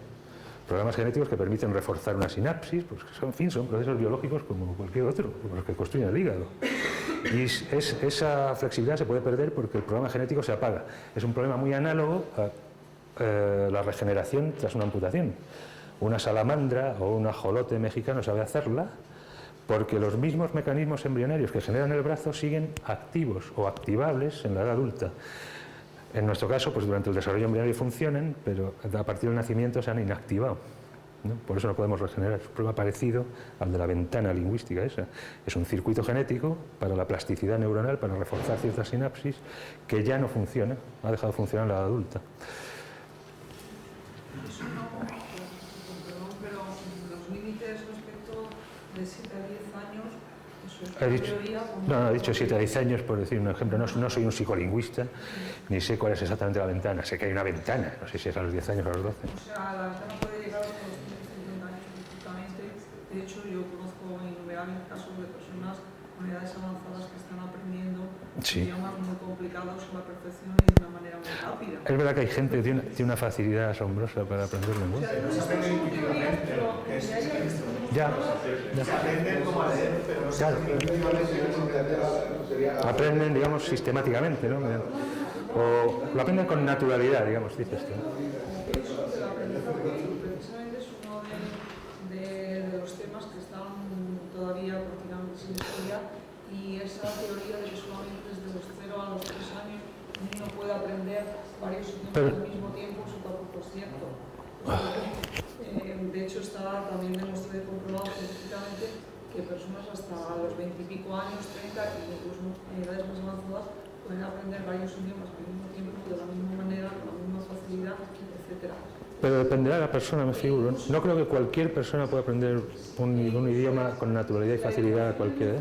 Lo planteaba a que lo que se llama persona, se entiende que hasta los 7 años no se tiene conciencia de determinadas cuestiones, pues quizás los estudios se vayan a plantear de lectura y de escritura, de lectoescritura, a partir de los 10 años en adelante, no ya en edades tempranas, es decir, que se descubre que según va aumentando la edad puede ser más fácil que se comprendan y entiendan ciertas cuestiones. Hombre, cierto. ¿Referidas a? A la lectoescritura. Eso es otra historia. Entonces, Eso es aprendizaje racional convencional. No tiene nada que ver. Es que no tiene nada que ver. Siempre en la historia de la humanidad hay teorías contrapuestas y teorías complementarias. Entonces, no podemos echar abajo la teoría de Darwin ni tampoco la de Skinner. Es decir, debemos de contar con todas ellas en lo positivo que tienen. Cierto. Lo negativo y sus errores no. Cierto, pero cierto. ¿quién está libre de errores? Cierto, ¿no? Yo creo que Skinner y los conductistas hicieron un gran favor a la humanidad, porque lo que postularon, digamos, que vino a acabar con las teorías mágicas, ¿no? En fin, he hablado con cierta agresividad contra Skinner y contra Darwin para el propósito de la claridad, ¿no? Identificar a un malo es una mejor manera de contar una historia que introducirnos en la teoría del caos de repente. Efectivamente, pues la historia de la ciencia se ha hecho en el momento en que se ha hecho y es muy injusto, es enormemente injusto criticar desde nuestro conocimiento actual a un científico que vivió hace 50 o 100 años, ¿sabes? Por supuesto. Naturalmente. Pero aparte de eso, el cerebro no es solamente un trozo del cuerpo humano. Ah, ahí no voy a estar de acuerdo contigo. Es un trozo del cuerpo humano. El cerebro es un trozo del cuerpo humano. Es un trozo muy importante del cuerpo humano. No te he dicho, hombre, el hígado, quítate el hígado, verás todo lo que te pasa, ¿no? Importantes son todos. Pero el cerebro es un trozo de cuerpo. Se construye con los mismos mecanismos que lo que estaba diciendo yo, es que el cerebro se construye mediante las mismas estrategias genéticas que el resto del cuerpo. Los mismos genes, las mismas operaciones. No hay nada místico en el cerebro. Las propiedades asombrosas del cerebro son una consecuencia de su patrón de conexiones neuronales, ¿no? De sus contactos entre cerebros. Que no hay nada místico en el cerebro, habría que estudiar su relación con el espíritu, con muchas otras cuestiones, incluso con la parapsicología y con otros fenómenos que se pueden estudiar. Es decir, todo lo que se afirma hay que demostrarlo, si no, no se puede afirmar. Bueno. La teoría, aferrarnos a una teoría que no puede ser demostrada experimentalmente, no se pueden formular. Claro, eso te rebota la crítica. Lo que se dice hay que demostrarlo y no creo que haya un solo parapsicólogo en el planeta Tierra que haya demostrado nada de lo que dice. Y el espíritu a mí me parece una teoría inútil que ha dejado de ser necesaria en nuestro tiempo y que ha conducido más bien a una serie de graves errores en la historia del pensamiento. Pero no nos vamos a poner de acuerdo sobre eso. Ya lo sé. Sin embargo, yo creo que yo tengo razón. Pero en fin, no vamos a hablar con él. En estos temas que acaba de tocar aquí, el aspecto ideológico, digamos, en la difusión de los temas de genética, especialmente cuando se habla, por ejemplo, de genética de poblaciones. Supongamos, se dice, bueno, somos todos, son unos temas que ahora están un poco como... Poblaciones, terceras, racismo étnico. Hay, bueno...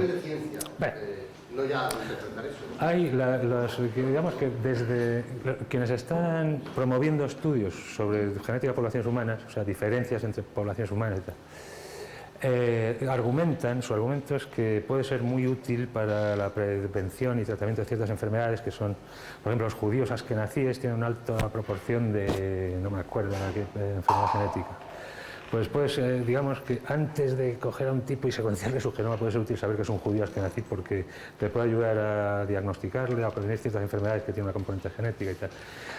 Yo no conozco a nadie que esté haciendo genética de poblaciones humanas con un objetivo racista, de demostrar que una raza es más tonto ni nada de eso. Yo no conozco a ningún científico serio que esté haciendo eso. Lo digo porque cuando he visto la prensa en los últimos avances, pues se ve que realmente no hay casi diferencia. Prácticamente no hay diferencia. Somos una especie muy reciente. Es posible que tengamos 50.000 años nada más. Esto en biología es nada. De hecho, desde que salimos de África hace unos 50.000 años más o menos, y migramos por todos lados y muchas poblaciones de estas han quedado relativamente aisladas, ¿no? Pues digamos que un oriental del extremo este no ha tenido mucho contacto con un indio del suramericano durante 50.000 años. Pues bien, estos 50.000 años, que es la historia de nuestra especie, solo han dado tiempo para que las distintas poblaciones geográficas diverjan en un 3-5%. El otro 95-97% de la variabilidad genética humana actual no se debe a diferencias entre poblaciones, sino entre individuos. O sea, tú y yo podemos ser mucho más distintos de lo que los dos lo somos a un pigmeo africano, porque casi toda la variedad humana estaba ya puesta desde la población original que salió de África. La variación que y en gran parte es prehumana, ¿no? O sea, sería básicamente cultural. Sí, excepto, excepto los rasgos más llamativos, que al fin y al cabo han sido los responsables del racismo históricamente, ¿no? El color de la piel, la forma del cuerpo, que son obviamente adaptaciones al clima, ¿no? Una persona que vive muy al norte, pues un esquimal tiene que tener un cuerpo gordo para reducir la proporción de superficie y volumen, y un individuo a piel clara no podría resistir las radiaciones en una región tropical. Los índices más altos de cáncer de piel del mundo se dan en Australia, pues una población de origen irlandés esencialmente, una piel muy clara, y expuestos a una radiación solar a la que no están adaptados. Las pocas diferencias genéticas entre poblaciones son adaptaciones al clima, como es lógico. Las diferencias de inteligencia, de estos 5 ejes que hablábamos antes de la psicología humana, no tienen nada que ver con la raza, ni la etnia, ni la geografía donde se vive, que existen en mi bloque de pisos, tendremos toda la variabilidad humana que existe, estará en mi bloque de pisos, ¿no? Estarán todos representados, y son todos de raza blanca. Bueno, ¿qué? Yo tengo una última pregunta. Dime. Se supone que los genes, ¿no? Me desvío un poco del tema, pero... De momento no la veo mucho. Son el código de la vida, ¿no? El código porque se elige la vida. Yo me construyo porque se da una información en esos genes y mis células, o yo que no entiendo mucho de biología, ¿no? Pero por lo que he entendido, mis proteínas, moléculas, células van construyendo dependiendo de esa información. Sí. ¿Qué es lo que construye el gen? ¿A dónde sale la información que construye ese gen? Todo gen procede por duplicación de un gen casi idéntico anterior. Este gen del lenguaje proviene por duplicación de un gen muy parecido a él. Se duplicaron. Cuando se varía el código genético, por mutación, por error, o Sí. porque se va adaptando al medio. No es incompatible. Las mutaciones son la fuente de variabilidad, pues la materia prima de la variación, y la selección es lo que de entre toda esa variedad elige lo que más está adaptado a su entorno local, lo que permite a uno vivir un poco más o reproducirse un poco más. Mutación y selección son las dos caras del proceso de selección natural, ¿no? Hay un proceso muy importante, por cierto, que es el de duplicación de un gen, ¿no? Donde antes había un gen, ahora hay 2 iguales, y luego la acumulación de variaciones en uno de ellos. O sea, hay genes que nunca hubieran evolucionado si de haber existido solo una copia de ese gen, porque como eso ya está haciendo algo, pues no arregles lo que ya funciona, ¿no? Dice el consejo. No puedes andar tocando una función que ya funciona porque a lo mejor inventas algo nuevo, pero te has cargado lo que hacía antes el gen. Si duplicas el gen, este puede seguir ocupándose su función principal o anterior, y el otro puede empezar a experimentar, ¿no? Con variaciones aleatorias, a ver si le sale algo, ¿no? Es un proceso muy importante, la duplicación de genes. De hecho, probablemente los 30.000 genes humanos vienen de unos 600 genes de una bacteria primigenia, por duplicación y divergencia, probablemente. Entonces, la comparación de genomas arrojará muchísimos datos sobre esto en breve. Si tu pregunta es de dónde viene el primer gen, ahí te pincho. Pinchamos, y el código. El código genético es un problema enorme, porque este código que veíamos antes, ¿no?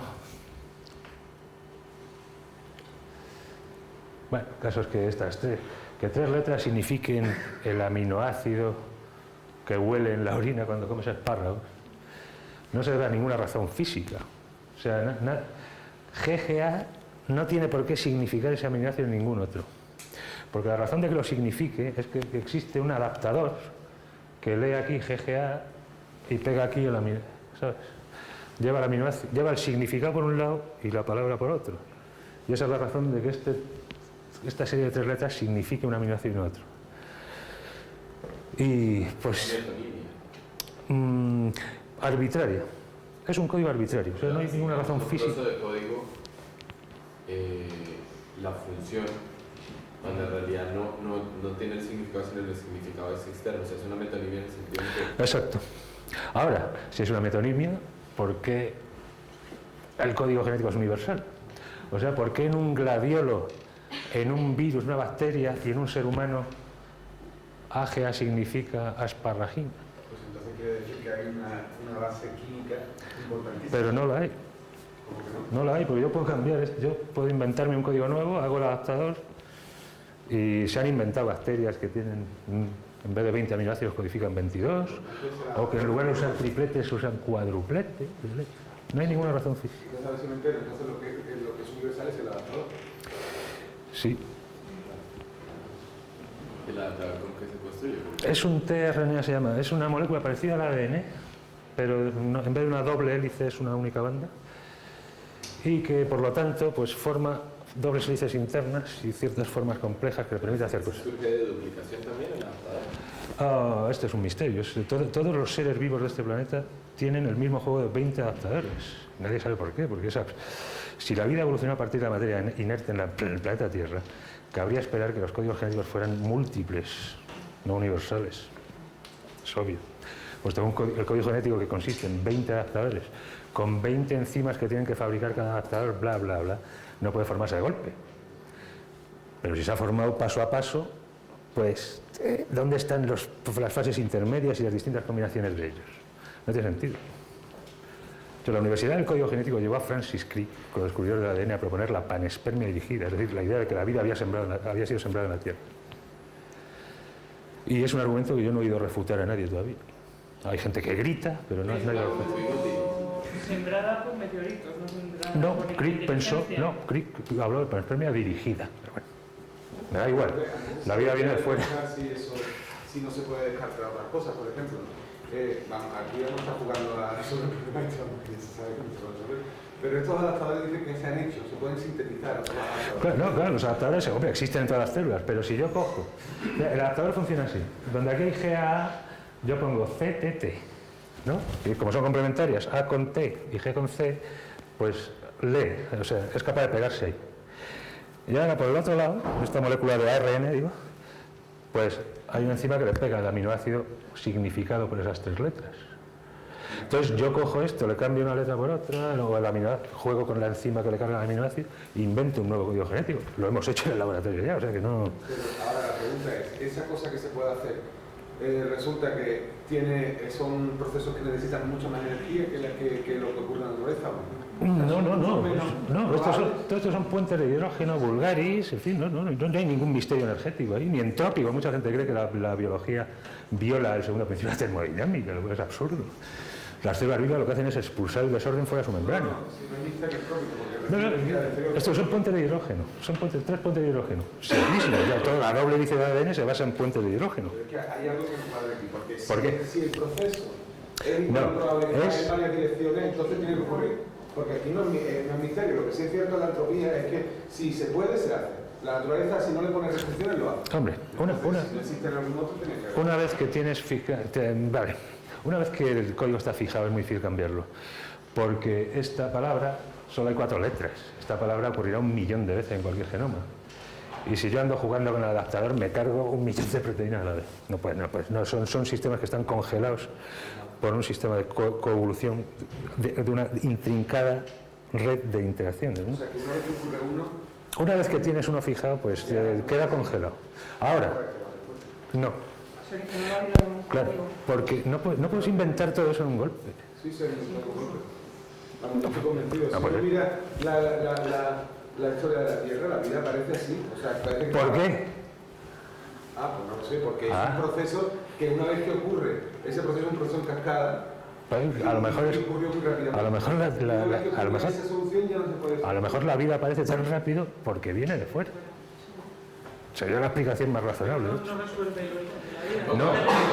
No, pero imaginaros, espera, no resuelve el origen de la vida, es el argumento clásico, pero imaginaros que en el planeta Mongo, de donde viene nuestra bacteria, el código genético no sea universal, que esto es una paradoja irresoluble. A lo mejor allí hay 1000 millones de tipos de códigos genéticos diferentes. Ahí habríamos resuelto el problema. Ese es el argumento de Crick, ese es el argumento de Francis. Estamos remitiendo a una combinatoria que en definitiva es matemática más que de lenguaje hablado. Hombre, todo es matemática, en último término todo es matemática. Vamos a la matemática, entonces sí. Pero que si esto, claro, lo que decimos a código binario, pues que son es una combinatoria. Sí, este es un código de 4 letras, podría ser binario perfectamente. Vale igual, da igual. Lo que dices del planeta Mongo, que no hay necesariamente un código universal. La pregunta sería, ¿tienen ancestro común, por ejemplo? Todos esos... Es cierto, habría muchísimas preguntas muy interesantes que plantear. Tendría que haber un código universal común y regresamos al mismo problema que ahora. No al mismo, porque en el momento en que tienes 1000 códigos distintos, tienes una vía gradual para generarlos. Porque digamos que cada parte de ese sistema complejo se ha ido generando por su lado y luego se han agrupado en distintas combinaciones. Eso es evolución modular. Atrás en el tiempo, hasta el ancestro común. Bueno, sí, vale. Claro, pero ¿Hay un solo individuo? es que si toda la vida en la Tierra es una, o sea, está toda íntimamente relacionada, posiblemente proviene toda de un mismo organismo, eso es la teoría de la evolución, no tenemos con qué comparar la vida de la Tierra. Si vamos a encontrar una bacteria en Marte, veremos a ver qué pasa, ¿no? En ese sentido no podría ser también código genético de carácter simbiótico. Pero yo esperaría distintas combinaciones. Por ejemplo, que GAG significara serina en un grupo de organismos y significara otra aminoácido en otro. Porque los distintos componentes del código genético, como te digo, son 20 adaptadores con 20 enzimas que generan los adaptadores. Si se han formado a partir de distintas combinaciones de subsistemas más simples, deberían aparecer en distintas combinaciones en los organismos adaptadores. Y no es así. Esto es un profundísimo misterio. Bueno.